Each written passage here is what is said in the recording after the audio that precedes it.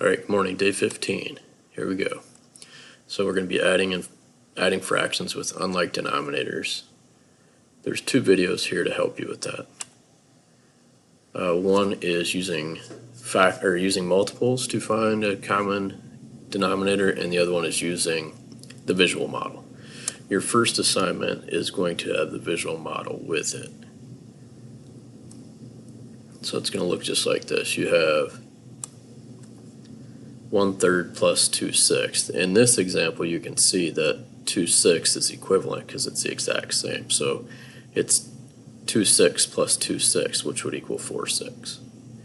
Okay? Check out those videos for some additional help, please.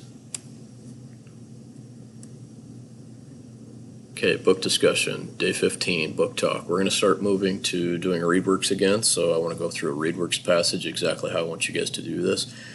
We are moving to the voluntary continuous learning that starts tomorrow, so now I'm able to cover new content and we're going to start moving. So I'm hoping that you're able to keep up, ready to keep up, and if you need help, let me know, but we are going to start covering new content starting tomorrow.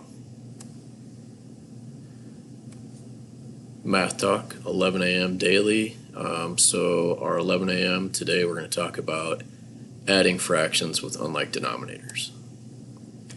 Reading, here's your ReadWorks passage, and then I want you to continue to work on your writing. So finish up that Titanic project.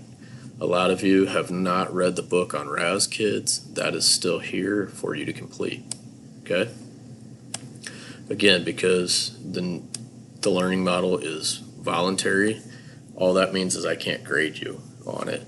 I want you to continue working on it because I will be covering new skills. It's just going to help you when you return back to school, whether it's this year or next. Okay?